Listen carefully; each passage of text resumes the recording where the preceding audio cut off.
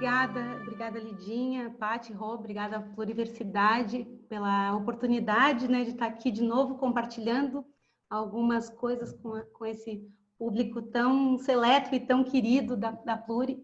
Então, agradeço a atenção de todos vocês, agradeço a presença de todas as pessoas que estão aqui essa noite. Espero que a gente realmente faça valer a pena esses momentos que nós estamos juntos, né? Então, vamos começar. Vou compartilhar aqui minha tela. Eu chamei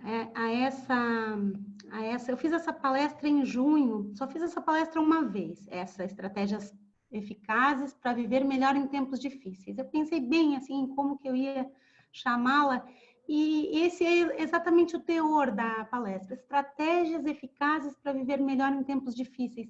E são estratégias minhas que eu aprendi das mais variadas formas, sabe, em várias fontes, e não só de leituras, mas de vivências, retiros, enfim, meditação, muitos mestres, muitas fontes. Eu queria compartilhar com vocês, não numa posição professoral, mas numa posição de partilha mesmo, que são estratégias que foram úteis e boas para mim e acho que pode ser para outras pessoas também. Eu sempre, antes das minhas falas, quem viu a outra participação minha na Pluri já vai conhecer esses primeiros 5 minutinhos, porque eu sempre falo isso, acho bastante útil a gente ter esses combinados. Acho que ajuda, sabe? Porque muitas vezes a gente se fecha em algumas palestras, em alguns cursos, algumas vivências, porque a gente pensa assim, isso eu já sei, isso eu já conheço, e pum, tá? Isso é óbvio, e a gente se fecha. Então, eu sempre faço esse convite, né, a todos, assim, abra-se, permita-se. Acho que é uma coisa muito importante a gente se abrir, porque às vezes cai uma ficha, um detalhe, sabe? Algo que a gente estava precisando ouvir e aquilo muda, assim, permite outras conexões com aquele conteúdo que a gente já tem, enfim. Então, eu sempre faço esse convite para a gente se abrir e utilizar aquela mente de principiante, né? Aquela mente... Isso é um livro zen que chama Mente de Principiante, do Shunryu Suzuki, que fala isso. Essa mente que vê tudo como se fosse novo, né? Sem julgamentos. Uma mente não dualista. E eu brinco que é a mente do viajante. Quando a gente viaja, a gente tem esse olhar para as coisas. Um olhar assim que vê tudo como novidade, como a primeira vez. Um olhar de assombro. Um olhar... que se permite, né? Então, e se não fizer sentido, guarda aquela pecinha que não faz sentido, porque ela pode fazer sentido depois. É como se fosse uma pecinha de um quebra-cabeças, guarda aquela pecinha, pode ser que depois ela seja útil. E por fim, para a gente evitar distrações. Por quê? Porque às vezes a gente perde o fio da meada e não volta mais, né? E quando a gente faz muitas coisas ao mesmo tempo, dificilmente a gente faz as coisas bem feitas. Aí a gente não aproveita uma coisa, não aproveita outra, sabe? Não dá atenção para as pessoas, fica ali fazendo multitarefa, que às vezes não é necessariamente eficaz. Então, esses combinados, eu acho que a gente deve pensar neles. E a atitude mental, né? Porque a gente tem 3 atitudes mentais e a gente, assim, transita entre esses papéis, de inspirar, ser inspirado ou criticar, né? Então, pensar em que papel eu tô me posicionando, né? Majoritariamente na minha vida. Eu inspiro, eu sou inspirado ou eu critico? Né? Eu me posicionei durante a minha vida muito nesse papel de crítico, sabe? Eu sempre via o que faltava, sempre vi o que estava errado nas falas, nas palestras, nos livros. Eu tenho uma perspectiva assim bem analítica, leio muito, estudo muito e tenho aquela coisa crítica. Isso não me ajudou muito, porque eu acho que eu perdi muita coisa, né? Criticando demais, me fechando demais. Por isso que eu compartilho esses combinados iniciais com vocês, porque alguém pode ter essa mesma postura que eu tinha, sabe? De criticar demais e se inspirar menos por conta da crítica excessiva. E eu também sugiro lápis e papel na mão, porque às vezes surge uma ideia, a gente não anota e depois a gente esquece. E às vezes aquela ideia pode mudar a tua vida, sabe? Às vezes tu escuta uma coisa aqui, conecta com outra ali, as tuas sinapses se juntam, enfim. Então, assim, caneta e papel na mão é algo que eu sempre sugiro para anotar insights, dicas, percepções. Esses são meus contatos, quem quiser dar um print. Meu e-mail é bem fácil, é georgia@gmail.com. Então, é algo que não dá para esquecer, né? Só o meu nome de e-mail. É isso. Então, assim, a síntese do que... antes de mais nada, vou voltar aqui para os meus contatos. Eu queria deixar aberto para interrupções, assim, Lembro que da outra vez foi tão rico que a Paty fez umas perguntas e a gente interagiu. Então, para não ficar muito monótono, enfim, eu fico aberta a interrupções. Acho que, no meu caso, isso não atrapalha, até ajuda. Então, assim, a dinâmica fica a cargo da Pluri, mas se tiver necessidade, vontade, interesse em interagir, interromper, para mim tá ok. Então, aqui a síntese das estratégias mentais que eu vou abordar nessa noite. Vamos falar de aceitação, vulnerabilidade, impermanência, autoobservação, autorresponsabilidade, ressignificação, poder da escolha e formação de crenças. E as técnicas práticas que eu vou abordar são reinvenção, perguntas ao universo, 1 minuto para mim, desvirtualização, journaling e os 4 compromissos. Isso é só um resumo, né, para que vocês tenham ideia do que a gente vai, por onde a gente vai transitar nessa noite. Então, aceitação. Aceitação é um conceito muito budista, né? Muito budista, mas se a gente for ver nas outras religiões também, inclusive no cristianismo, né, tem essa coisa dos santos e da aceitação. E o que é aceitação? Na verdade, por exemplo, a pandemia ela está aí. Adianta eu não aceitar o fato, eu me insurgir contra ele, eu sofrer com o fato de que a pandemia está aí? É muito mais fácil eu aceitar que é uma situação absolutamente anômala para eu poder lidar com ela, certo? Em vez de eu resistir a essa situação, eu aceito as coisas que eu não posso modificar, como diz a oração da serenidade, né? Eu aceito as coisas que eu não posso modificar porque eu posso lidar com isso. Então, o Covid é um catalisador de transformações, certo?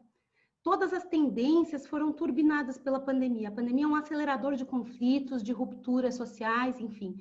A pandemia potencializou as mazelas do mundo e as nossas próprias mazelas. E é aquele fato, né? Uma frase do Confúcio que ajuda muito. Você não pode mudar o vento, mas pode ajustar as velas. Né? Outra, o pessimista queixa-se do vento. O otimista espera que ele mude. E o realista ajusta as velas. É isso. Então, a aceitação, para mim, ela pode ser muito bem expressa, explicitada pela oração da serenidade, que diz: Deus, conceda-me a serenidade para aceitar as coisas que eu não posso mudar, a coragem para mudar as coisas que eu posso, e a sabedoria para discernir uma da outra. Então, assim, a aceitação, a gente também tem um outro lado, né, que Krishnamurti falava, que não é sinal de saúde a gente estar bem adaptado a uma sociedade doente, né? Então, eu não quero assim, que a aceitação, que a aceitação seja interpretada como conformismo, certo? Não é como conformismo. A aceitação é uma estratégia para lidar melhor com as coisas que a gente não pode mudar. As coisas que a gente pode mudar, a gente vai empreender esforços para mudar, certo? Mas as coisas, por exemplo, a existência da pandemia é uma coisa que eu não posso mudar. Pouca discricionalidade eu tenho sobre esse fato, né? Pouca influência eu tenho. Então, eu aceito para eu mudar os meus processos internos, né? Já que eu não posso mudar a realidade externa, eu aceito o que está lá fora, observo e mudo os meus processos internos. Não, o primeiro passo para que eu possa agir no mundo, para que eu possa promover alguma transformação no meu estado de ânimo, no meu estado de espírito, enfim, na minha vida, nos meus resultados, é eu aceitar as coisas como elas são, né? Aceitar as coisas como elas se colocam nesse momento na minha vida. Primeiro passo. E agora eu vou falar uma coisa em sentido que parece diametralmente oposto, mas não é. Aceitar também o fato que tu não és perfeito, perfeita, né?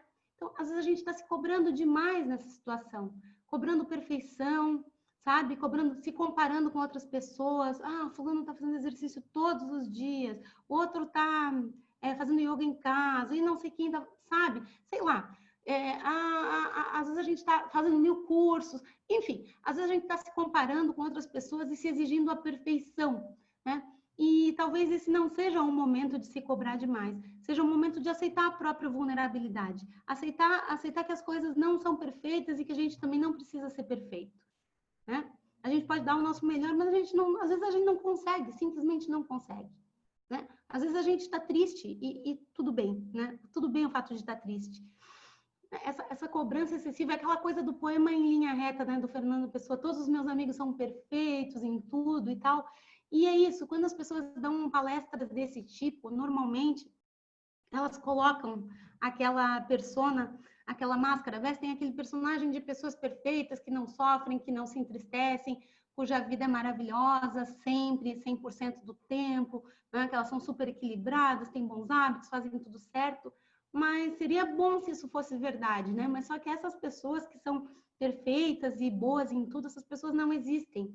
Talvez elas sejam as pessoas que mais sofrem, né? Porque elas precisam, às vezes, mostrar uma imagem de perfeição, cobram-se, talvez, essa imagem de perfeição, de sucesso, de beleza, de felicidade, de equilíbrio, né? Que é uma ideia, assim, é uma ideia a ser buscada, mas não é uma ideia real, não é uma realidade, assim, para todas as pessoas, na verdade, né? Eu ia dizer para a grande maioria das pessoas, mas não. Quem de fato a gente conhece de perto que é essa pessoa perfeita, com a vida perfeita, tudo sob controle, tudo equilibrado, que não sofre, que não se desespera, que não se entristece. A única diferença é que algumas pessoas buscam mais e têm mais ferramentas para lidar com essas situações, né? E o que a gente está fazendo hoje? É justamente isso. A gente está procurando mais ferramentas para lidar com esse estado de coisas, com essa situação.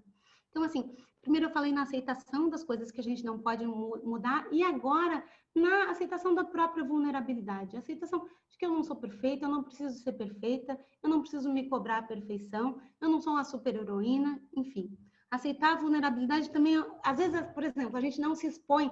Eu adoro quando a Brené Brown fala de vulnerabilidade, né, nas várias palestras dela, por isso, porque às vezes, pelo fato de a gente não aceitar a vulnerabilidade, a gente não se expõe, a gente deixa de fazer muitas coisas, né, pelo fato de a gente não ser perfeita, não se adaptar àquele padrão altíssimo que a gente gostaria de atingir, ainda não atingiu, enfim.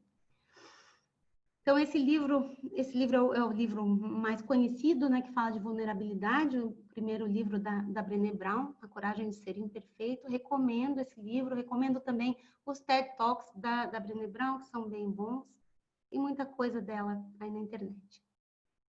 Terceiro ponto, então falamos de aceitação, de vulnerabilidade, agora o terceiro ponto é a impermanência. Aí também é um conceito budista, né? A ideia de que tudo passa, as coisas boas passam, as coisas ruins passam, tudo passa, né?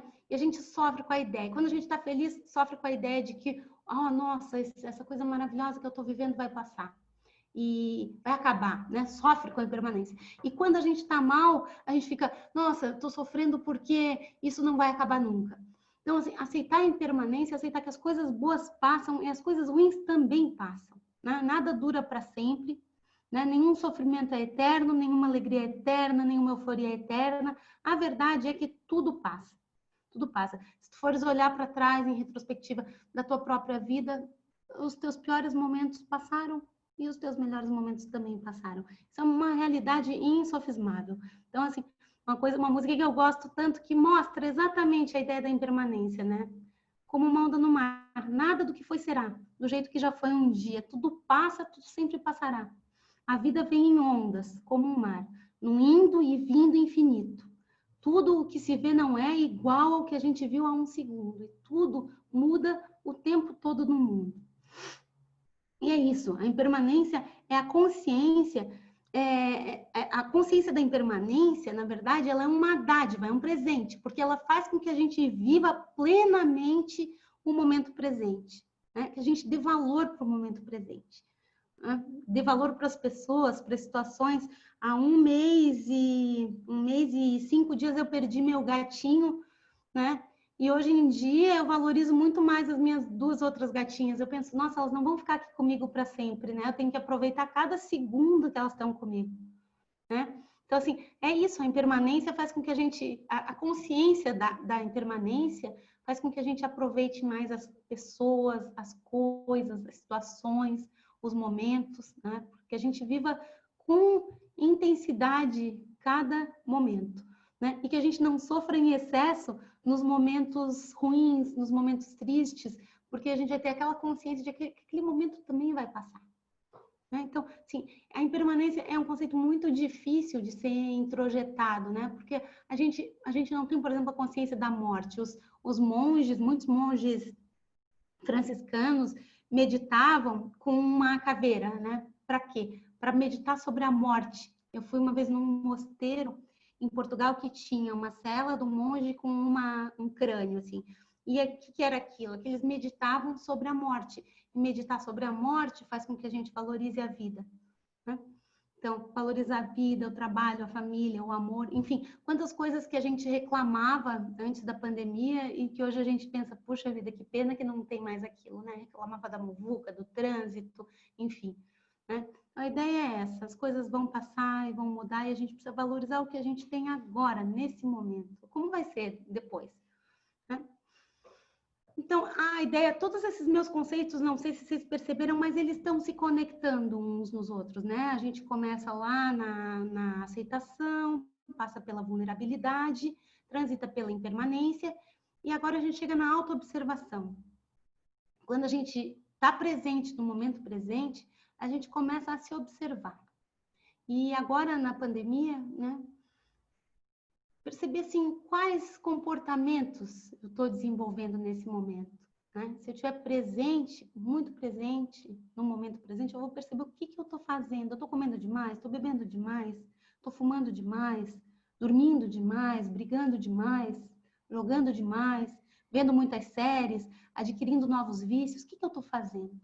Então, esse é um aspecto importante, né? É bom a gente se observar, perceber o que está acontecendo comigo agora, nesse momento da minha vida, né? Principalmente nesse novo contexto, assim, que gerou uma carga extra de tensão, né? Como eu disse, uma situação anômala que potencializou as nossas mazelas. Então, importantíssimo eu me observar. Eu pus essa imagem da velhinha, porque quando a gente acende uma vela, né?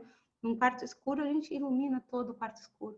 Então, acender essa vela para iluminar os cantinhos, assim, escuros da minha alma, né? Para ver como é que está acontecendo. O que está acontecendo comigo agora? Finalmente, a autorresponsabilização. Se no começo eu falei que a gente tem que aceitar as coisas como elas são, né? Aceitar a situação como ela se põe, um outro aspecto importante junto com a aceitação é a autorresponsabilização. É eu não culpar as coisas externas, né? Não culpar o que está fora de mim. Assumir as rédeas da minha vida. Assumir a responsabilidade sobre as circunstâncias, né? Assumir o fato, por exemplo, uma coisa que dá para ilustrar bem a autorresponsabilidade. As pessoas reclamam, reclamou do meu marido, que ele é isso, aquilo, aquilo outro. Quem que escolheu esse marido? Né? Reclama dos filhos que não se comportam, que são mal educados e tal. Quem que educou esses filhos? Né? Reclama do trabalho. Quem que escolheu esse trabalho? Então, assim, autorresponsabilidade é um conceito bem libertador, sabe? Porque faz com que a gente pare de criticar as circunstâncias, os outros, né? Pare de achar culpados e justificativos e realmente passe a tomar as rédeas da própria vida e passe a agir naquilo que está sob o meu controle. Né? Eu tenho uma área de influência que está totalmente sob o meu controle e sobre essas circunstâncias eu tenho poder, eu posso mudar. Certo? Então, o livro do Paulo Vieira, ele fala, é um livrinho bem pequenininho, fala sobre o poder da autorresponsabilidade, também é uma recomendação de leitura que eu deixo. Né? Então, eu faço essa comparação dos dois times, né? Do time autorresponsável e do time não autorresponsável. Quando a gente assume a autorresponsabilidade, a gente sai do foco nos problemas para ter foco nas soluções. Né? Sai da nossa zona de preocupação para a nossa zona de influência. O que adianta eu ficar focada no problema e me preocupando com ele? Eu tenho que focar na solução e naquilo que eu posso mudar.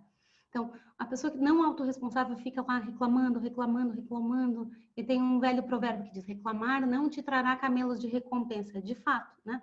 O que a gente ganha reclamando? Um sujeito autorresponsável não vai perder o tempo dele reclamando. Né? Quando a gente não está numa vibração, numa perspectiva autorresponsável, a gente resiste às mudanças. Ao contrário, a gente busca mudanças para melhor.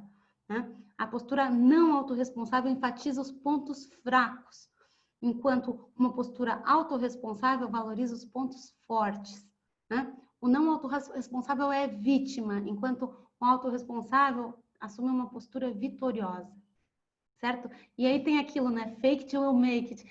Finge até conseguir, às vezes adianta tu ficar com os ombros caídos, com uma postura triste, de vítima. Isso, tem até um livro que chama O Poder da Presença, que fala sobre isso, né? 2 centímetros para trás nos teus ombros já mudam a forma como tu te sentes. Então, não adianta se vitimizar, assumir aquela postura de vítima, aquela postura de coitadinho, isso só vai te deixar mais triste, certo?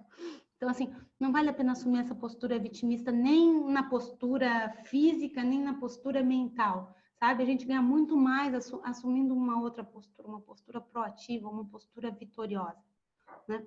E também cuidar muito bem das palavras. Quem não é autorresponsável usa palavras destrutivas, palavras ruins. E quem que é a primeira pessoa que ouve as palavras que eu profiro? Sou eu mesma, né? A minha boca está muito perto dos meus ouvidos.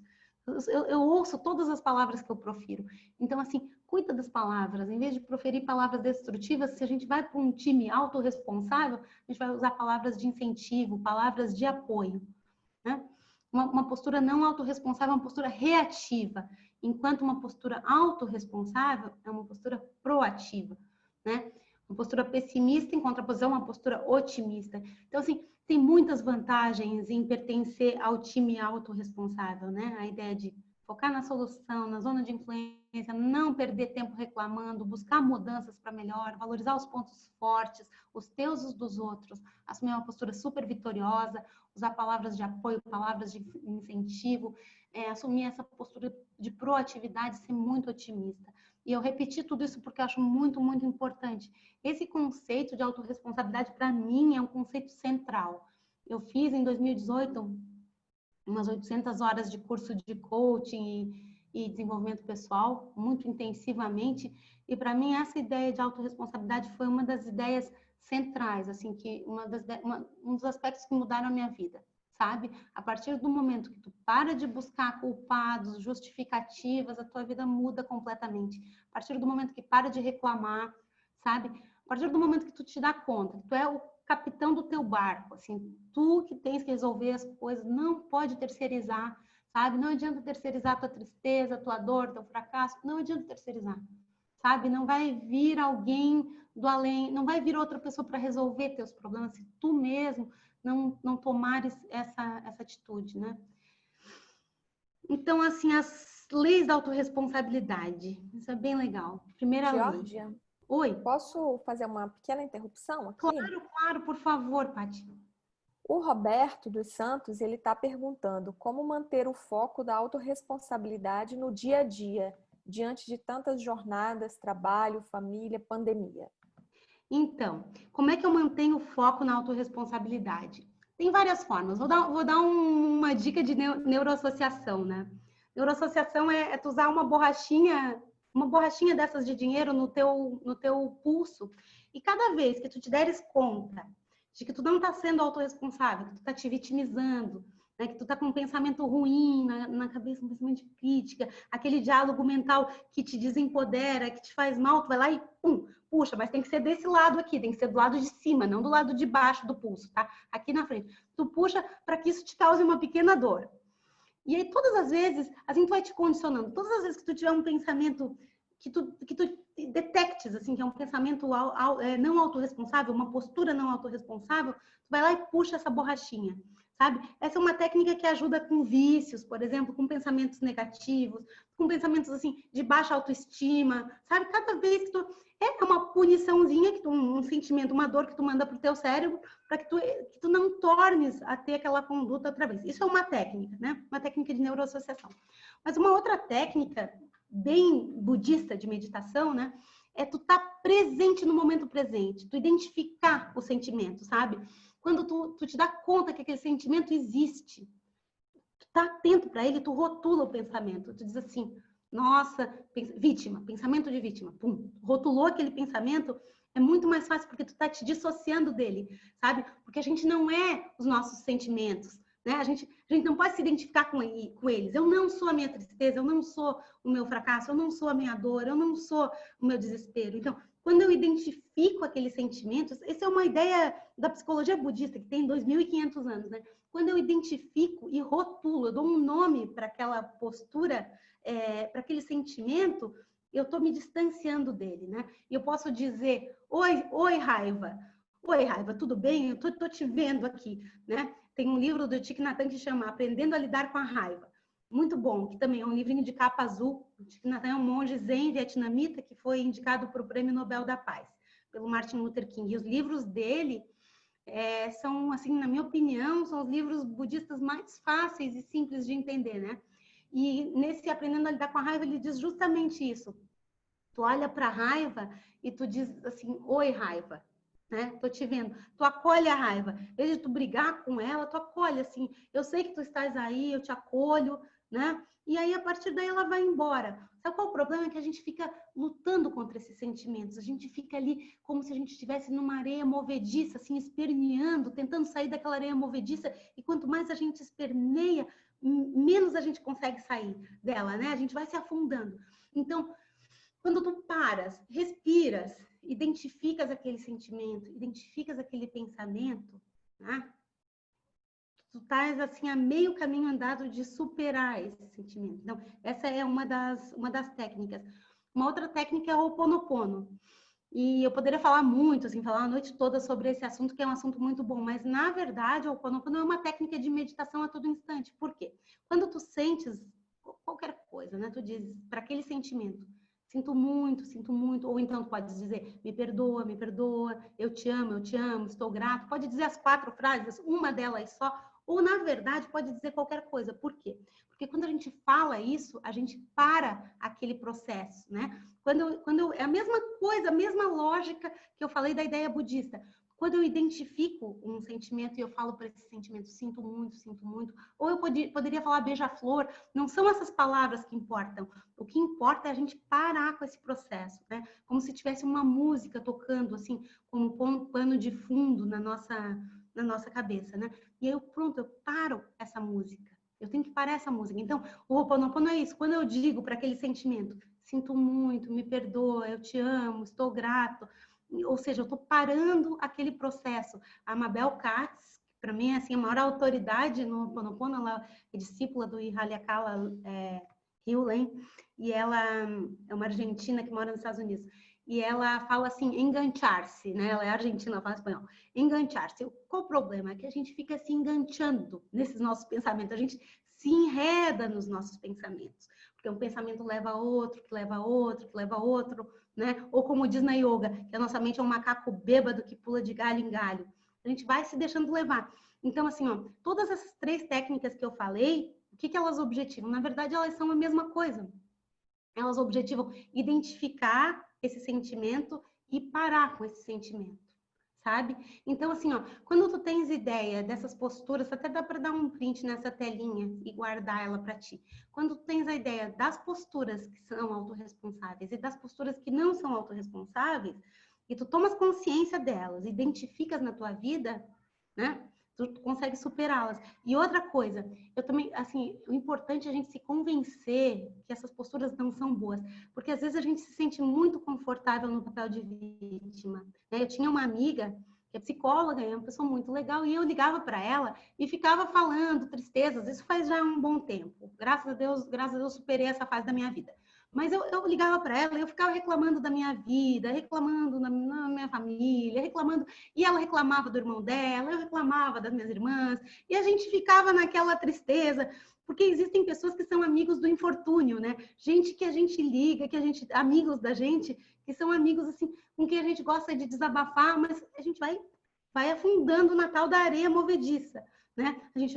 A gente se sente confortável e se sente acolhido, às vezes, por aquelas pessoas que assim, são solidárias com a nossa tristeza, e tem tristezas iguais, e tem tristezas maiores, né? E isso vira uma bola de neve. A gente vai aumentando a nossa tristeza com esses amigos do infortúnio. Então, uma coisa também bastante importante, né? A gente se deixar contaminar, digamos assim, por pessoas de boa energia. Não é que tu vai deixar os teus amigos, né? Vai deixar teus amigos com tristezas e tal, Mas às vezes, se tu tá numa situação difícil na tua vida, se tu tá num momento down, né, não tá bem, para que tu vai te juntar com pessoas que também não estão bem? Não é muito inteligente, né? Então, assim, a ideia é essa, procura melhores companhias, procura mudar o foco da tua atenção para coisas melhores. É isso. As leis da autorresponsabilidade. Isso também é bom ter bastante isso em mente, né? Primeira lei da autorresponsabilidade. Em vez de criticar, cale-se. Na verdade, ninguém gosta de ser criticado, né? Quando alguém vem com aquela ideia, eu vou te fazer uma crítica construtiva, o que tu sentes? Né? Então, em vez de criticar, cale-se. Essa é uma postura que ajuda. Em vez de reclamar, dê sugestões. Sabe, às vezes a gente tem um problema, assim, um problema de consumidor, por exemplo, de direitos do consumidor. Aí tu vai lá, reclama, quer dizer, a verdade é muito melhor se tu chegares para a pessoa, em vez de tu chegar com uma reclamação, tu chega com uma solução, com uma sugestão de solução, né? Busca, porque ninguém se mostra muito receptivo às posturas, assim, reclamonas, né? Quem que gosta de gente reclamona? Me digam, quem que gosta? Ninguém gosta, né? Então, a ideia de, quando tu pensares assim, eu vou reclamar disso, pensa que sugestão que eu posso dar para melhorar essa situação. Terceira lei, em vez de buscar culpados, busque soluções. Então, o que eu falei? Calar a crítica, buscar dar sugestões, buscar soluções, isso só te beneficia, na verdade, e ajuda, é uma postura muito construtiva, né? Porque ajuda a construir um mundo melhor. Aqui, ó, quarta lei. Em vez de ocupar o papel de vítima, ocupe um papel de vencedor. Assuma essa postura, né? Como eu disse, bota os ombros para trás. Assume uma postura de vencedor. Não te coloca naquela postura de vítima, porque essa postura de vítima te desempodera, né? O que uma vítima consegue da vida? A vítima tem seus ganhos secundários, né? Ela tem, assim, solidariedade, compaixão dos outros. A pessoa vai lá e te acolhe, mas quando tu estás no papel de vítima, tu não tem nem energia para agir, né? Então, em vez de ocupar esse papel de vítima, assume outra postura, assume outro papel na tua vida. Quinta lei, em vez de justificar teus erros, aprenda com eles. A minha mãe sempre quando a gente aparece com algum problema, ela fala, o que tu aprendeu com esse problema? Né? Porque se a gente não aprende com os nossos problemas, o que acontece? Eles acontecem de novo, de novo, porque a vida é uma escola. E ela vai repetindo as lições, vai repetindo, até que a gente aprenda. Então, assim, por que isso está acontecendo comigo? Isso é um padrão. Então, o que eu tenho que aprender com isso? Né? Porque se eu justifico, eu mando a mensagem, olha, tá tudo bem. Né? Justifiquei, tá tudo bem. E se eu não justifico, se eu aprendo com os meus erros, olha, eu vou enfrentar novas situações, mas esse problema não vai voltar a acontecer. Por quê? Porque eu aprendi, já mudei de ano. Em vez de julgar as pessoas, isso tem muito a ver com a comunicação não violenta, né? Essa sexta lei. Em vez de julgar as pessoas, fale sobre suas atitudes, né? Fale sobre fatos e não sobre pessoas. Que eu pus o livro do Marshall, né? E isso aqui na Pluri tem bastante lives e tudo isso sobre pluriversidade, sobre comunicação não violenta, CNV, né? Mas tem, assim, no YouTube tem muitos vídeos do Marshall, então, assim, eu recomendo, eu acho que a comunicação não violenta, se a gente realmente conseguisse exercitar, praticar a comunicação não violenta, a gente resolveria quase todos os problemas na vida, né? E aí um exemplo para quem não conhece comunicação não violenta, porque eu acho que aqui, as pessoas que estão aqui todas conhecem, né? Mas é aquela ideia, quando tu fala para alguém, você é um desorganizado, nunca faz nada direito, é muito pesado para a pessoa se defender disso, né? Se defender do verbo ser, você é assim. Mas olha como fica mais fácil se tu disseres para a pessoa, quando você faz tal coisa, eu me sinto assim. Quando você deixa a toalha molhada em cima da cama, eu me sinto chateada, porque eu gosto muito de ter a casa arrumada. Né? Então, tu vai falar de fatos, não vai falar de pessoas. Mas esse é um tema que rende muito assunto, é um tema muito gostoso, muito interessante, muito profundo. Eu fiz uns cursos com o Sven lá na Sagres e para mim foi muito interessante. Eu consigo conectar a comunicação não violenta com várias outras abordagens, assim, e acho que é algo que vale a pena aprofundar e aprender, né? Tem os vídeos do próprio Marshall Rosenberg, que foi a pessoa que concebeu, né, a CNV, no YouTube. Hoje em dia a gente tem acesso a tudo isso de uma maneira muito simples e fácil, né? Gratuita. A gente tem tudo isso na internet, é só a gente buscar, né? No YouTube a gente encontra lá a Brené Brown, que eu falei no comecinho, o Paulo Vieira da autorresponsabilidade, a comunicação não violenta do Marshall Rosenberg, enfim. A gente encontra muitas abordagens e de formas muito interessantes, numa linguagem que a gente vai gostar, enfim, uma linguagem que comunique com a gente. E eu recomendo. É outra ferramenta, né? Eu tô jogando pinceladas, né, de estratégias eficazes. E CNV eu acho que é uma estratégia bem eficaz. Agora falar da formação de clientes. Oi. Antes de você passar para esse assunto, o Roberto, de novo, fez uma outra pergunta. Ele perguntou se existe mesmo a ideia de crítica construtiva, ou é aquela mesma ideia de dizer a verdade brincando. A crítica construtiva não permanece sendo uma crítica? E até que ponto é prejudicial? É tão difícil, né, responder assim peremptoriamente uma pergunta dessas, né? Eu acho o seguinte, eu acho que a pessoa pode estar bem intencionada, né? Às vezes a pessoa é muito assertiva, fala as coisas. Minha mãe, por exemplo, minha mãe é sagitariana, fala as coisas assim de um jeito tão terrível. Ela fala: "Nossa, eu sou a pessoa que mais te ama, eu só quero o teu bem". Mas assim, às vezes a gente fala as coisas de uma forma tão ríspida, né, que a outra que não atinge. O Dalai Lama diz que a gente pode falar qualquer coisa, dependendo do jeito como a gente fala. E eu fico pensando, né, se a gente fala sobre a forma de sugestão, talvez seja mais interessante, né, sobre a forma de pergunta, sugestão. Essa crítica construtiva, eu acho assim que a pessoa pode realmente, Roberto, a pessoa pode realmente estar bem intencionada, né, para fazer a crítica, mas eu tenho que ver se isso comunica mesmo, né? Porque qual é a intenção da comunicação, né? Uma coisa assim que eu acho bem legal na CNV é isso, assim, o que eu quero com essa comunicação, né?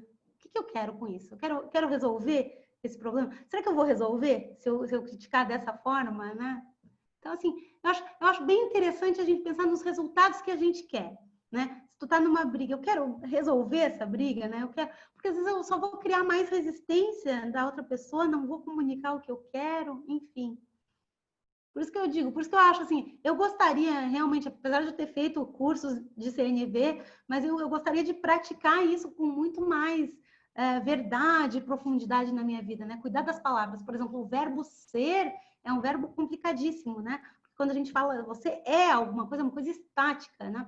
Muito antes de eu aprender comunicação não violenta, eu escrevi um artigo sobre o verbo ser, né? E é isso, a gente tem que cuidar realmente do que a gente fala, como a gente fala, o tom que a gente fala, mas é aquilo, orai e vigiai, né? Então aí a gente volta para aquelas outras estratégias, né? Se eu estiver presente, no momento presente, se eu estiver valorizando, acompanhando aquela outra pessoa, né? Se eu souber da importância que ela tem na minha vida, será que eu vou falar daquele jeito? Né? Será que eu preciso falar daquele jeito? Né? Uma coisa que para mim sempre causou assim uma certa inquietação é aquele eu quero estar certo ou ter razão, porque para mim eu sempre quero ter razão, sabe?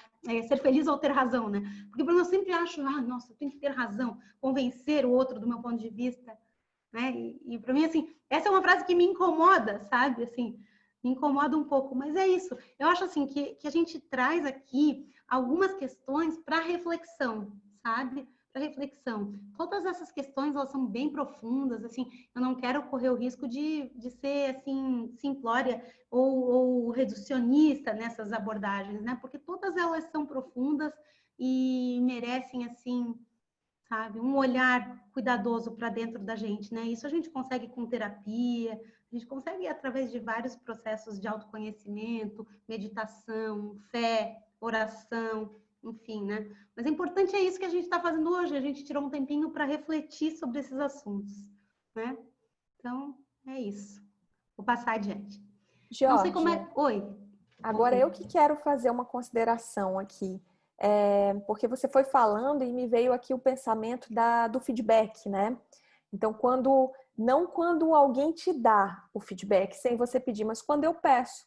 Por exemplo, eu posso fazer uma determinada tarefa e pedir, olha, eu fiz essa tarefa aqui e eu gostaria que você me dissesse o que você achou, o que eu poderia fazer para melhorar. Aí, nesse ponto, até que ponto que... Porque não vai deixar de ser uma crítica, né? Se a pessoa não te disser, nossa, tá lindo, maravilhoso, etc., tem sempre alguma coisa que você pode melhorar, principalmente quando é a primeira vez que você está fazendo. Claro. E aí talvez não seja bem uma crítica, né? Talvez seja um pedido Sugestão. uma sugestão não um pedido de algo que me ajude a melhorar, mas sou eu que quero, não é a pessoa que veio te falar, olha, deixa eu te fazer uma sugestão aqui para você melhorar. Não, eu que te pergunto, o que eu poderia fazer para melhorar? Aí você vai lá e dá uma sugestão.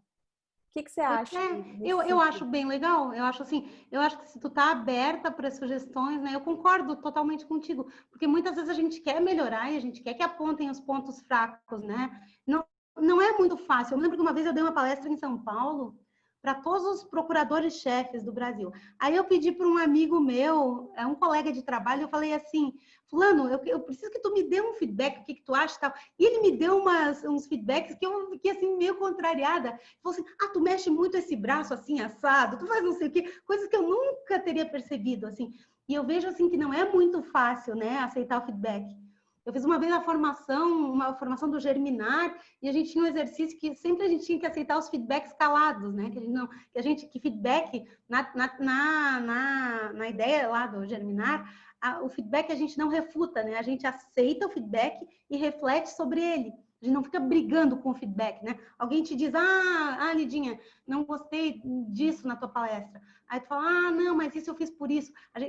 Assim, a ideia nessa formação que eu fiz, a ideia do feedback é aceitar o feedback e incubar o feedback, né? Para refletir sobre ele e ver se ele faz sentido. E se ele fizer sentido, tu muda. E se ele não fizer sentido, tu descarta. Mas não justifica a priori, porque é aquilo que eu falei lá no começo, né? Se a gente justifica, a gente meio que manda uma mensagem para o cérebro que tá tudo bem e pronto. Justificar é uma armadilha, né, Lidinha? O que tu achas?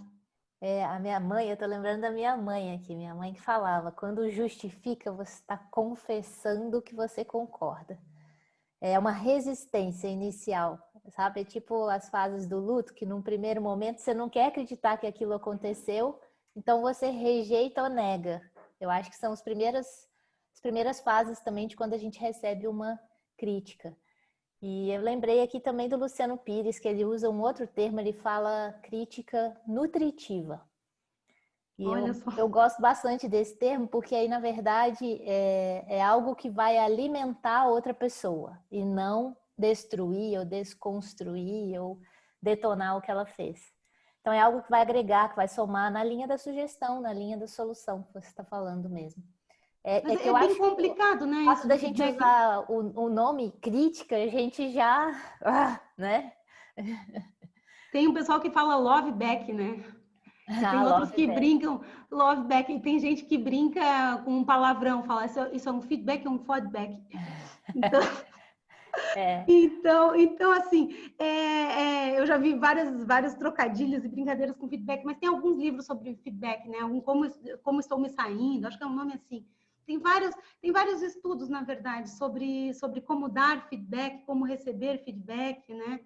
Eu fiz alguns cursos a respeito disso, assim, é bem interessante, mas eu continuo achando, assim, muito desafiador receber feedback, nossa, muito, a gente tem que ter bastante maturidade, bastante autoconfiança, tem que ter, enfim, né, porque às vezes um feedback negativo te destrói, assim, te desanima, dependendo da tua força e do teu estado de espírito naquele dia, tu pode nunca mais fazer aquilo porque recebeu um feedback negativo, enfim, acho que a gente tem que cuidar muito, assim, para não tirar a esperança das pessoas, né, o meu mestre Zen, ele falava isso, assim, a gente tem que cuidar muito, porque às vezes a pessoa está com um projeto, ela está toda animada e tal, e tu vai lá e fala qualquer coisinha, a pessoa murcha, né? Então, assim, eu acho que a gente tem que cuidar muito com esses feedbacks, né? Cuidar como é que esse feedback vai ser recebido, para a gente não destruir os sonhos de alguém. Isso eu acho muito, muito, muito interessante, a matriz ativa e a matriz passiva da formação de crenças, né? Principalmente agora, na época da pandemia. Como é que a gente forma as nossas crenças, né? A matriz passiva, por tudo que chega até nós. TV, programas, músicas, pessoas, comidas, bebidas, ambientes, filmes, tudo que nos circunda, todo esse tipo de informação que chega até nós pelos 3 canais, né? Pelo canal visual, pelo canal sinestésico, pelo canal auditivo, eles se transformam nas nossas crenças e nos nossos resultados, né? Eles passam pelos nossos filtros e geram nossos resultados. Então, assim, se eu fico só ouvindo música triste, de fossa, de sofrência, o que vai me acontecer? Eu vou ficar triste. Se eu escuto músicas alegres, eu vou ficar bem, eu vou ficar alegre, né? Se eu só como comida junk food, assim, comida com baixa energia e vitalidade, como é que eu vou ficar, né? Eu fico tomando Coca-Cola, comendo açúcar, como é que eu vou ficar? Para baixo, né? Como é que vão ser meus resultados? Né? Outra coisa, se eu fico vendo só noticiário do Datena, notícia de crime, eu vou acreditar que a sociedade é muito violenta, né? Se eu escuto só notícia de coronavírus, como no começo da pandemia, eu me lembro que eu ficava nos grupinhos que ficavam só falando de pandemia, né? O que tu acredita? O teu túnel de realidade passa a ver só aquilo, né? Tu começa a ver pandemia em todos os lados, ou tu começa a ver violência em todos os lados. Então, assim, tem que olhar, prestar muita atenção como é que as tuas crenças estão sendo formadas, né? Através de que canais, do que tu está te alimentando, que tipo de informação, que tipo de leitura, que tipo de série, que tipo, sabe? Até mesmo assim, se eu só tô vendo coisa de entretenimento e tal, né? Como que eu estou formando minhas crenças? Será que eu tô crescendo? Será que eu estou me aprimorando? Será que eu estou adquirindo essas ferramentas? Eu falei no começo, né, das pessoas perfeitas, mas será que eu estou adquirindo umas ferramentas para viver melhor, para ser mais feliz? Ou será que eu estou jogando meu tempo fora, às vezes, né, com coisa pouco útil, assim, desperdiçando todo o tempo? Não estou dizendo que entretenimento, assim, bobo não seja bom, mas será que eu estou usando bem meu tempo, né? Com o que eu estou alimentando minha mente? Isso também é bem importante, né? Como que as minhas crenças estão se formando, né? E tem várias histórias, assim, exemplificativas de pessoas, por exemplo, sujeito que guardava fotos, guardava imagens e fotos de violência e vivia alimentando a mente com violência. A filha foi morta, esquartejada e tal. Por quê? Porque ele foi criando aquela crença de um mundo super ruim, violento, com tragédias policiais. E tu vai atraindo, né? Vai criando essa vibração, essa egrégora negativa, e teus resultados, isso vai até quem te circunda é afetado por essas crenças que tu estás formando. Então, cuidar muito de toda a informação que chega em ti, né? Da forma como tu tá escolhendo essas informações. É fácil a gente cuidar dessa matriz passiva de crenças. Então, como é que a gente faz? Com seletividade, né? O que eu escuto, o que eu leio, e ter aquela ideia, né? No que eu foco, aquilo em que você foca expande. Então, no que eu tô colocando o meu foco? Para onde eu tô direcionando o meu olhar? E a matriz ativa da formação de crenças é outra história, né? O que eu comunico? Os meus resultados, eles vão ter a ver com a forma como eu comunico, né?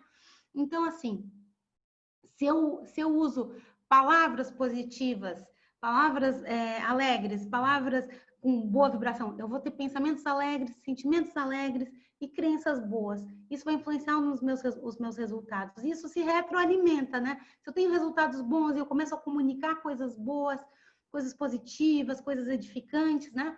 Eu vou ter pensamentos edificantes, sentimentos edificantes e crenças, porque tem várias camadas para essa formação de crenças, né? Como eu disse, esses assuntos são bem complexos e bem interessantes, a gente está aqui dando pinceladas superficiais, mas é isso. A minha matriz de crenças, ela tem uma ligação direta com a forma como eu comunico para o mundo. E como que eu comunico? Eu comunico com o meu tom de voz, eu comunico com a minha aparência, eu comunico com as minhas palavras, eu comunico com o meu olhar, eu comunico de várias maneiras. A comunicação não é só essa comunicação verbal, né? A forma como eu me porto, eu me comunico com os meus ombros, eu comunico com a minha maquiagem ou com a minha falta de maquiagem.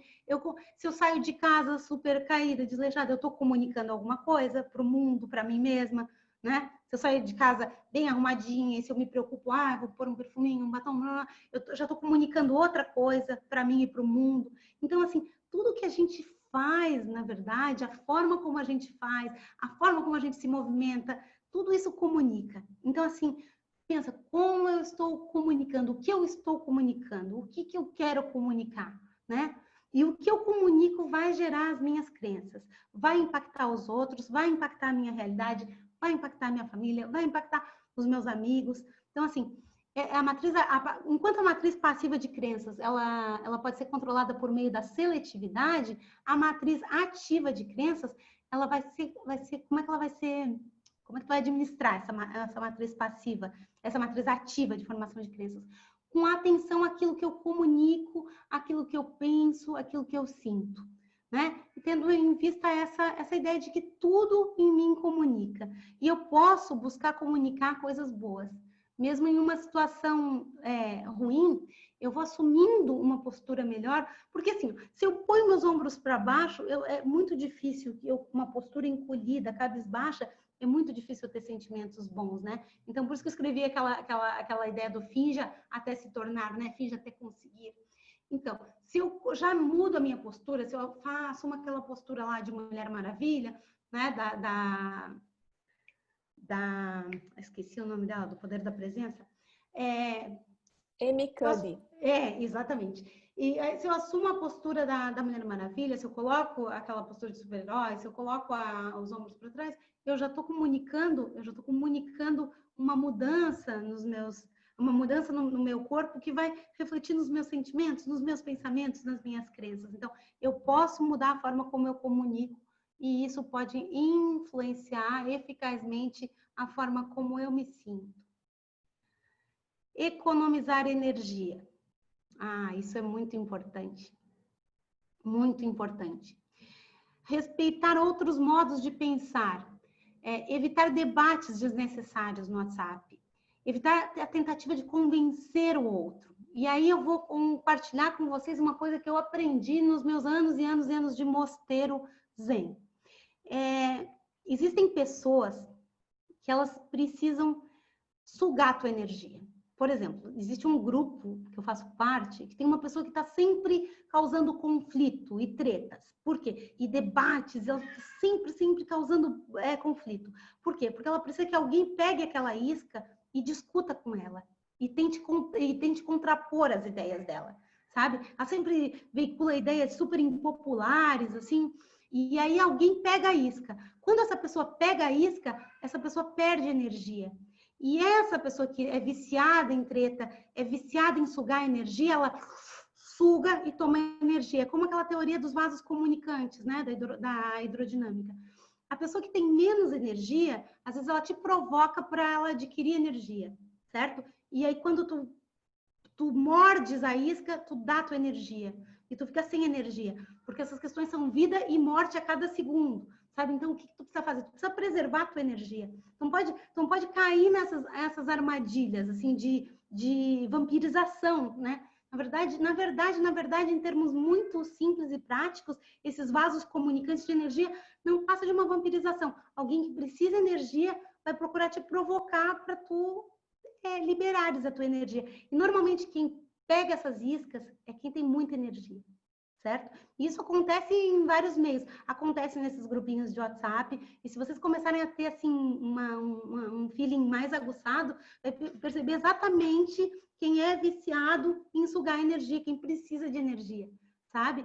E essa pessoa que está sempre provocando conflitos, nós tínhamos vários grupos ali e tal, e tinha um grupo chamado Quarentena, que era justamente para as pessoas discutirem coisas da quarentena e não perturbarem os outros grupos com as questões da pandemia, né?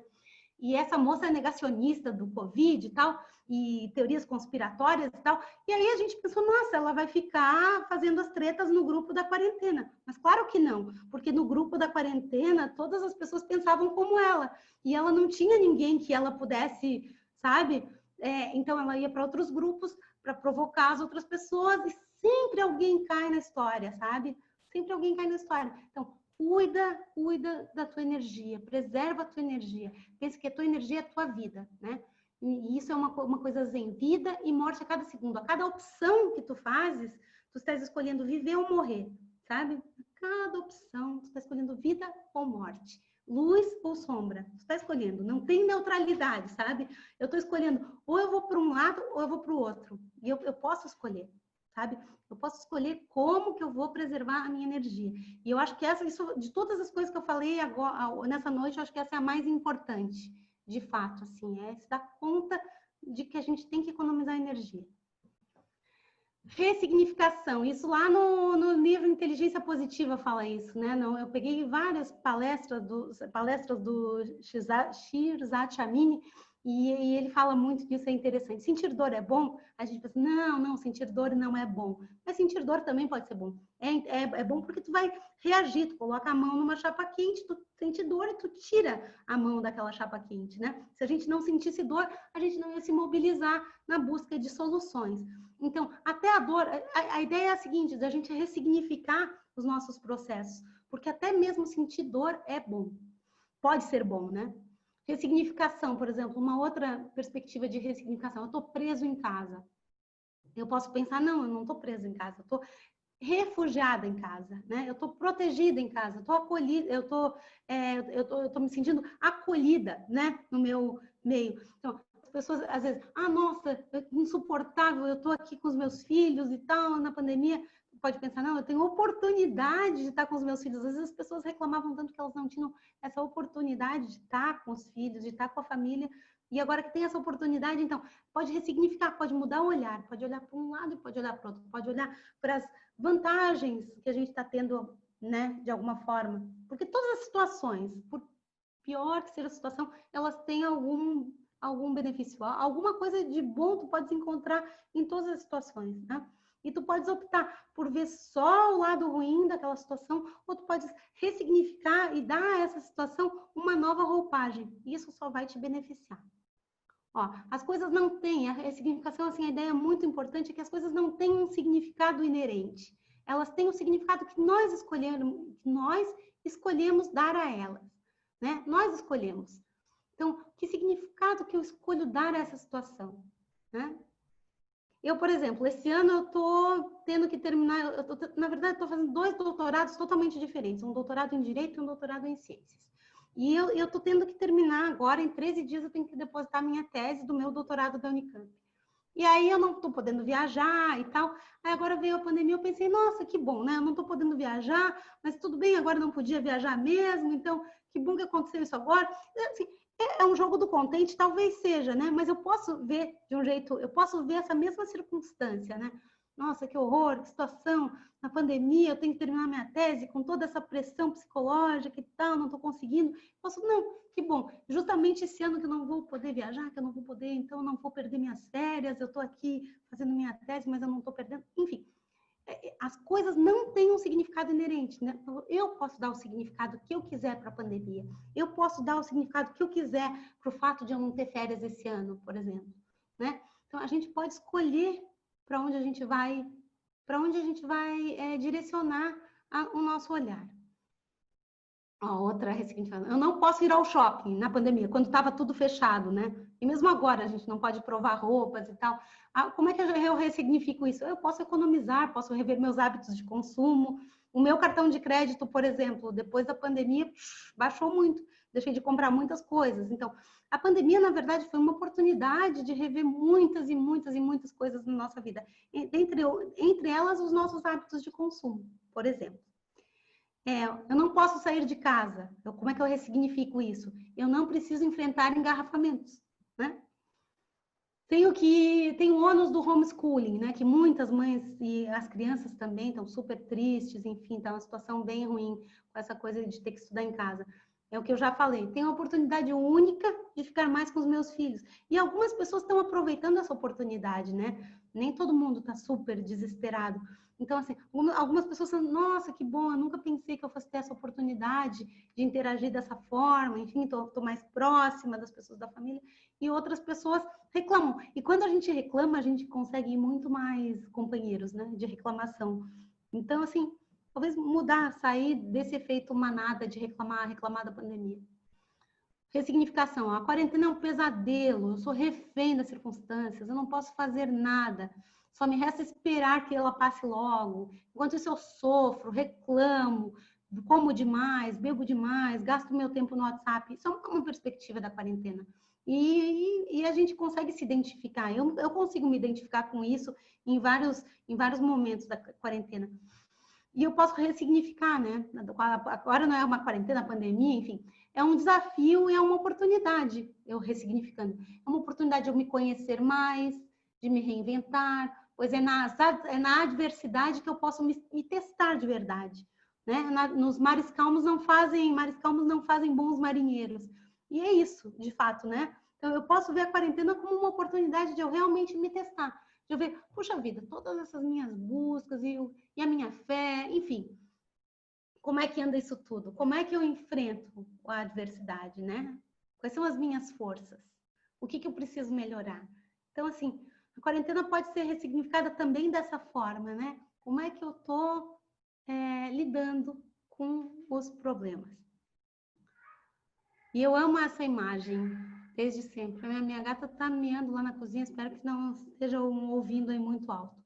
Bom, todo dia você pode fazer uma escolha, né? Então, assim, eu posso escolher sempre, eu sempre penso nessa imagem, eu posso escolher olhar para o lado feio da estrada, posso escolher olhar para o lado ensolarado e bonito da estrada, né? E eu posso, a todo instante, eu tenho essa escolha, né? Para qual lado que eu vou olhar.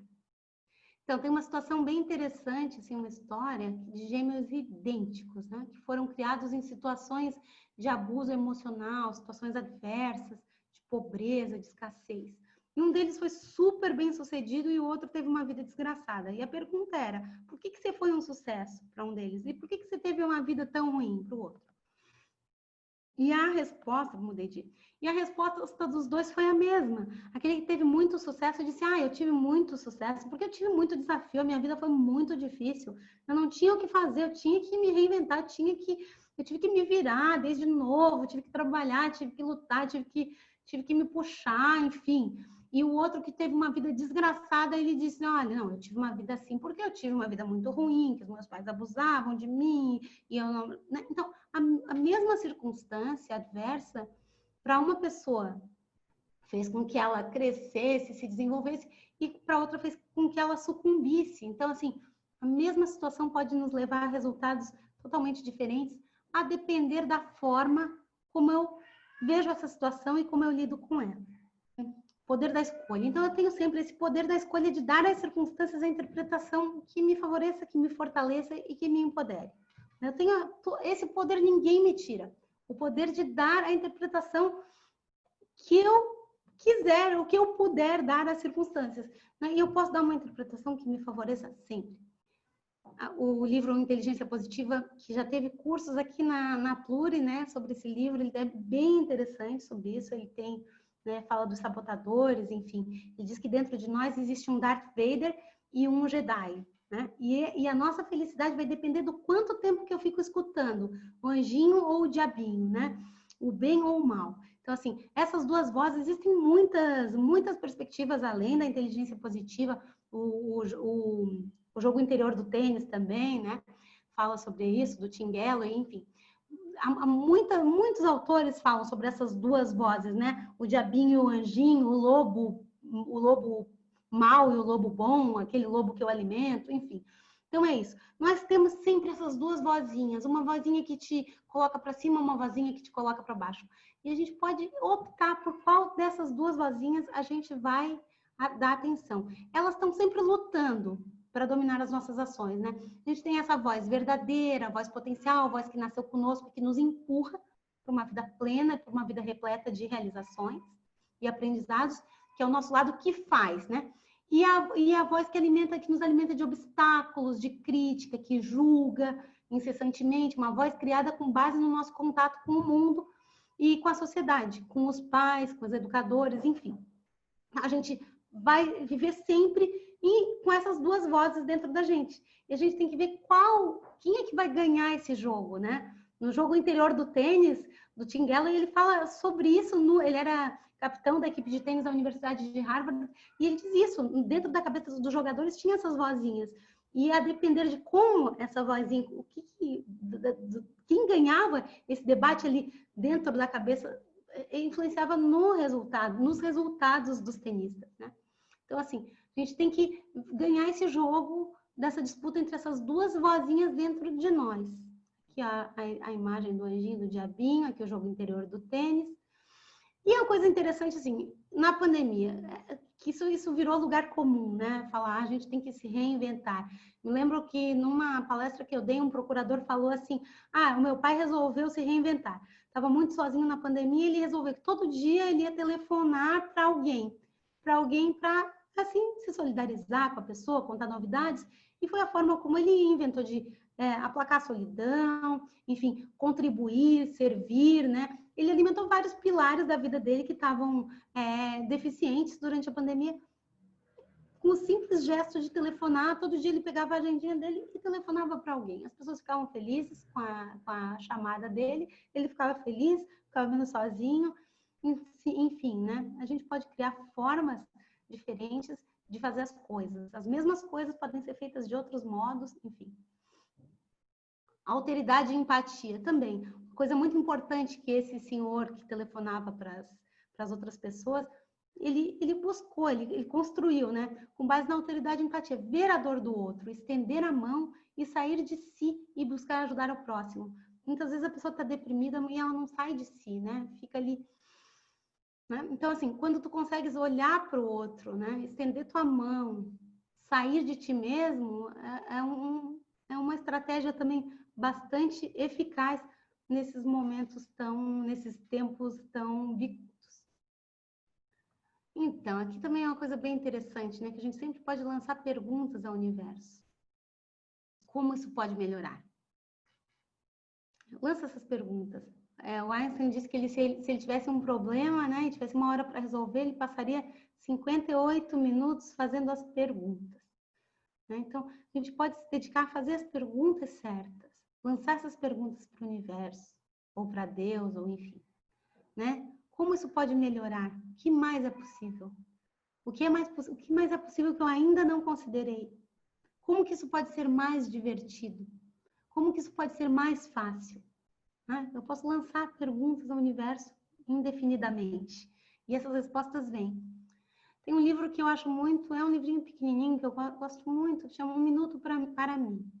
Os livros desse autor, Spencer Johnson, são livrinhos pequenos, assim, sempre com metáforas, como picos e vales, Quem Mexeu no Meu Queijo, Um Minuto para Mim, tem tantos. E os livros dele sempre são bons. São antigos. E Um Minuto para Mim, ele diz o seguinte, que a gente tem que fazer pausas estratégicas no nosso dia e fazer a seguinte pergunta. O que eu posso fazer nesse momento para cuidar melhor de mim? O que eu posso fazer para cuidar melhor de mim? Eu posso fazer muitas coisas. Por exemplo, às vezes eu posso lavar o meu carro e eu vou me sentir mais feliz andando num carro limpinho, né? O que eu posso fazer agora para cuidar melhor de mim? Posso fazer um chá, né? O que eu posso fazer para cuidar melhor de mim? Posso ficar com o meu gato. Enfim, muitas coisas eu posso pensar naquele momento assim, o que eu posso fazer agora? Então, lembra e age, né? Às vezes um ajustezinho, um ajuste fino, assim, um comportamento, uma atitude, um gesto. Tinha uma senhora em Imbituba, minha cidade, que uma vez ela me disse uma coisa que eu achei muito, muito legal. Ela disse assim, ela não fica triste, porque quando ela tá triste, ela levanta e faz alguma coisa. Ela não fica prostrada, não fica na cama, não fica em casa, uma senhora bem idosa. Ela disse, nem que seja ir ao supermercado. Ela falou, eu saio de casa e vou ao supermercado, mas eu faço alguma coisa, né? Just do it, né? Faz alguma coisa, né? Se mexe. Eu achei a estratégia dela bem interessante. Eu sempre lembro dessa estratégia. Apenas faça alguma coisa, sabe? Se mexa, né? O Paulo falava isso, né? Não sabe o que fazer, faz alguma coisa, mas faz, sabe? Essa ideia de se prostrar, ela é a pior coisa, né? Ou ficar em casa, ou deitar, sabe aquela posição horizontalizar, é a posição da morte, né? Às vezes quando a gente está muito, muito mal, a gente só quer ficar lá, deitado. Então, assim, toma uma pequena atitude, só o gesto de tu te levantar da cama e te mexer já vai alterar teu estado de ânimo, né? Então, assim, neste exato momento, o que eu posso fazer para cuidar melhor de mim? E a ideia é que se eu cuidar melhor de mim, eu vou ser melhor para o outro. Não é uma coisa egoísta eu cuidar melhor de mim, né? Não é uma coisa egoísta. Então, assim, o que eu posso fazer para cuidar melhor de mim? E aí, quando eu cuido de mim bem, eu envio para o universo a mensagem que eu mereço ser bem cuidada. Que as outras pessoas também podem me tratar bem e devem me tratar bem, né? Isso aqui, né? Pus uma imagem da pessoa se desligando da tomada, né? Desvirtualização. Nesse momento que tudo está muito virtualizado, uma coisa mais importante é a gente tentar fazer coisas fora da telinha, né? Largar o celular, sabe? O máximo possível de atividades fora. organização da casa, leitura, culinária, trabalhos manuais, jogos, conversas reais, sabe? Exercícios físicos, sair dessa telinha o máximo possível, porque ela tem sugado as energias. As crianças, por exemplo, uma das maiores reclamações das mães, né? Que as crianças estão ficando o tempo todo no celular, na telinha, enfim. Essa desvirtualização, eu acho que é uma estratégia também eficaz para enfrentar esses tempos difíceis. Isso agora é um ponto importante, isso eu acho muito interessante. Também tem vários autores que abordam esse tema. Uma pessoa que ultimamente eu tenho acompanhado, as lives dele é o Robin Sharma, acho ele super interessante. E ele fala muito de journaling, ele diz assim, a ideia de manter uma escrita diária, né? Quando a gente escreve, a gente organiza o nosso pensamento, a gente tem clareza, né? Os pensamentos vagos normalmente levam a resultados vagos e uma vida confusa. E quando a gente começa a escrever os nossos sentimentos, a gente começa a se entender melhor, a tomar melhores decisões, né? Então, a gente pode escrever, por exemplo, para reviver experiências boas, né? Tu tá triste, aí tu lembra lá de uma viagem, começa a escrever memórias, escrever coisas boas, situações boas, agradáveis, né? Um restaurante maravilhoso, um prato maravilhoso, um dia romântico, escreve sobre esse dia, desenha, enfim, isso enche o coração de coisas boas.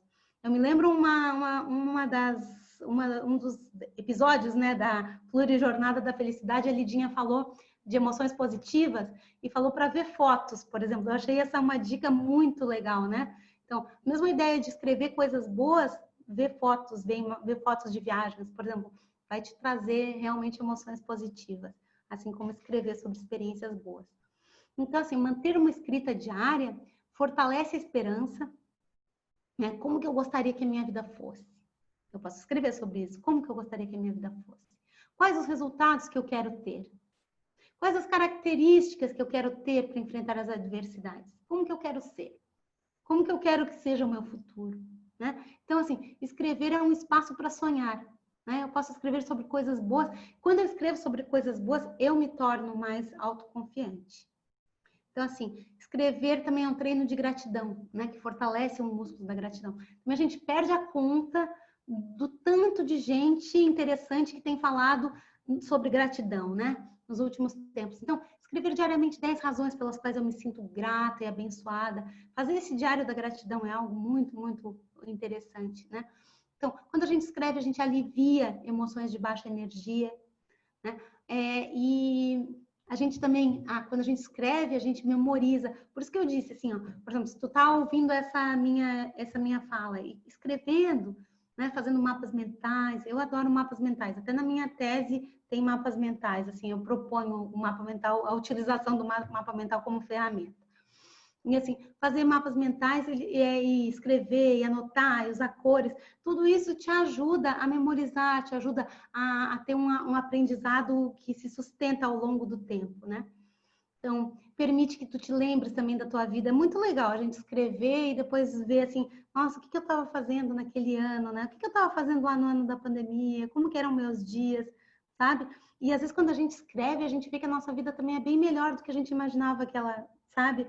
Quando tu começa a escrever, eu tenho feito diário, eu faço diário desde sempre, mas ultimamente eu tenho me dado conta assim que mesmo nesse momento que para mim está sendo super chato de terminar a tese, né? Estresse máximo, pressão máxima, mesmo nesses dias eu tenho coisas boas, eu faço coisas boas, falo com as pessoas, faço isso, faço aquilo. Então, assim, escrever é uma forma realmente de tu registrar tuas bênçãos e ser mais feliz. Antes de eu falar dos 4 compromissos, tem uma coisa bem interessante, assim, de Santo Agostinho, né, da Reforma Íntima. Todos os dias à noite tu escreveu o que deu vida à tua vida hoje, assim. Quais foram as 3 coisas que deram vida à tua vida? O que tirou vida da tua vida hoje, né? Fazer essa análise de consciência, assim, sabe? Todos os dias no fim do dia é um exercício também bem interessante, em vez de ficar ali no Instagram olhando a vida dos outros, que às vezes não é nada produtivo, ou às vezes, sabe? Às vezes a gente usa o nosso tempo, né, de forma desarrazoada, como se a gente tivesse todo o tempo do mundo, né? E tempo é a coisa mais democrática que existe, porque todo mundo tem o mesmo tanto de tempo. E quando a gente perde tempo, a gente perde vida, né? E vida não volta. A gente tem ali, ó, uma garrafinha com uma quantidade limitada, não volta. Cada minuto que a gente gasta, a gente está perdendo. E a gente pode usar esse tempo construindo uma vida melhor, por exemplo, fazendo esse journaling, essa escrita diária, aprendendo coisas novas, úteis. Óbvio que quem está aqui está nessa vibe, né? Senão não estaria. Mas é uma reflexão. Os Quatro Acordos. Esse livro, eu acho também, para mim, é um dos melhores que eu indiquei aqui. Eu conheci esse livro no aeroporto de Buenos Aires com essa capa, Os Quatro Acordos. Depois vi no Brasil, chama Os Quatro Compromissos. E esse livro é muito interessante, né? Porque os 4 compromissos são esses. E acho que eles também resolvem a vida, tal qual a comunicação não violenta. É que essas coisas assim, são tão simples, mas o negócio é a gente colocar em prática, né? Isso é mais simples que a comunicação não violenta, porque a comunicação não violenta tem seus detalhes, suas filigranas. Isso aqui não, são 4 coisas que a gente tem que fazer na vida. Uma vez eu falei isso para o meu mestre Zen, ele falou assim, quem fizer isso se ilumina. E eu acho que se ilumina mesmo. Primeiro ponto, não fazer suposições. Segundo ponto, não tomar nada como pessoal. Ser impecável com as palavras e dar sempre o seu melhor. Então, assim, recomendo fortemente a leitura desse livro, Os 4 Compromissos, e aprofundar nessas questões, né? De não fazer suposições. Às vezes alguém não fala contigo, tu fica aí supondo, essa pessoa não fala comigo porque ela não gosta de mim. Não faça suposições, não tomar como pessoal. Às vezes o problema não é contigo, é com ela, né? Não tomar como pessoal. Isso economiza, eu falei naquilo de economizar energia, isso economiza muita energia, né? Porque a gente gasta energia fazendo suposições. Eu mesma essa semana estou me lembrando agora, ontem, sofri um monte fazendo suposições. Né? A gente sabe essas coisas, mas colocar em prática todos os dias, o tempo todo, é que são elas, sabe? Por isso que é bom, eu estou falando para vocês, estou me lembrando que eu tenho que fazer isso com mais frequência, né? Não fazer suposições, não tomar como pessoal, ser impecável com as palavras também, né? Isso eu já falei ao longo dessa exposição. E dar sempre o seu melhor. E, por fim, estou acabando, né? Buscar ajuda, porque às vezes, mesmo a gente sabendo tudo isso, a gente cai, né? E fica triste. A gente vê exemplos, por exemplo, dos padres lá. O padre Marcelo teve uma depressão terrível, era uma pessoa super alegre, cheia de fé e energia. Ou o padre Fábio de Mello, a mesma coisa, teve uma depressão terrível. Então, às vezes, assim, mesmo a gente tendo instrumentos, ferramentas, a gente se conhecendo bem, buscando, a gente às vezes cai e tudo bem, né? Acontece, a gente não precisa, é o que voltei lá para o começo, para a aceitação e para a vulnerabilidade. Às vezes a gente não dá conta. Às vezes a gente não dá conta. E se a gente não dá conta, a gente tem que buscar ajuda. E buscar ajuda pode ser na igreja, pode ser psicólogo, psiquiatra, sabe? Então, assim, tem às vezes a gente busca ajuda internamente, assim, nós mesmos, né? Eu comigo mesmo, do ponto de vista intrapessoal, oração, meditação, Ho oponopono, coaching, florais de barra, aromas, terapias energéticas e vibracionais, tipo Reiki, por exemplo, leituras, filmes inspiradores, um ritual matinal que vocês devem conhecer, por exemplo, o Milagre da Manhã é um exemplo desses rituais, né? O Clube das 5 da manhã também fala de rituais. Esses são aspectos que a gente busca sozinho, mas também a gente pode buscar ajuda externa, como eu falei. Psicoterapia, acupuntura, massagem, essas terapias complementares que eu mencionei antes. Busca, em Floripa, o Jorge da Nova Era dizia que tem um terapeuta por pessoa, né? Então aqui, mas a gente está falando para o país todo, né? Mas a gente tem, assim, muitas oportunidades de buscar ajuda de alguém, né? Às vezes sozinho a gente não consegue, a gente busca e tem, olha, sempre tem alguém disposto a ajudar, com dinheiro, sem dinheiro, né? Então, às vezes é muito importante buscar ajuda. Vamos ver se eu... E tá, para finalizar, né? O que eu posso fazer com tudo isso que a gente discutiu? O que eu posso fazer a partir de agora, com essas informações? Eu posso pegar, a partir de agora, o que mais te impactou do que eu falei? Me impactou a ideia de autorresponsabilidade, me impactou. Eu posso transmitir essa ideia para outras pessoas. Porque quando a gente transmite uma ideia, a gente aprende aquela ideia, certo? Então, eu posso falar sobre algum assunto que eu aprendi aqui, que ficou na minha cabeça, com alguém. Isso é uma forma de fazer com que esse conceito fique mais forte dentro de mim. Outra coisa, eu posso ler algum dos livros aqui indicados. Eu posso aprofundar e praticar os assuntos, né? Eu posso ouvir vídeos, posso procurar esses assuntos no YouTube, posso ouvir podcasts, enfim. Eu posso começar uma escrita diária, posso me comprometer, olha, a partir de amanhã eu vou começar a fazer, a partir de hoje eu vou começar a fazer uma escrita diária, né? Comprar um caderno ou encapar, fazer um caderno bonito, enfim, começar a fazer minha escrita diária. Posso conversar, o que eu falei, né? Transmitir a ideia, mas eu posso conversar com alguém sobre essa palestra. Eu posso telefonar para alguém que está sozinho, né? Posso buscar ajuda. Enfim, o importante é que eu não deixe essas ideias no nível meramente mental, porque senão eu vou esquecer. Amanhã eu já não lembro mais de nada disso. O importante é decidir agora o que eu vou fazer. O que eu posso fazer a partir de agora? Tomar atitude, sabe? Assim, eu aprendi na minha formação em coaching o seguinte, que fichas caem e que decisão você toma. Então, assim, ó, quando tu vires um filme, leres um livro, pensa assim, que fichas caem? Isso é uma coisa tão antiga, né, que fichas caem. Mas, assim, que insights eu tenho, que percepções eu tenho, que ideias eu tenho a partir dessa leitura, desse vídeo, dessa palestra, desse filme? E que decisões você toma? O que eu faço com isso, né? O que eu faço com isso? A gente precisa de uma visão, assim, pragmática, né? O que eu faço a partir de agora? Então, decidir agir, sabe? A métrica deve ser assim, ó, um estudo para 10 ações, e o que a gente faz é o contrário, a gente faz 10 estudos para uma ação, né? A gente fica muito nesse nível mental, aprendendo, tudo a gente já sabe, tudo faz sentido, mas cadê a ação? Então, assim, o que eu desafio vocês a partir de agora é a agir, sabe? Se uma coisa que eu disse aqui fizer sentido e tu passares a agir, se tu incorporares um novo hábito na tua vida, uma nova estratégia mental ou uma nova estratégia física, já está valendo. Já o tempo que a gente passou aqui já valeu a pena, certo? Então, era isso que eu tinha para falar para vocês.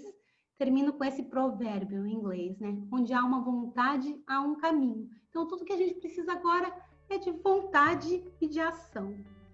E me coloco agora à disposição para a gente discutir esses temas e esclarecer alguma dúvida que tenha restado. Muito obrigada.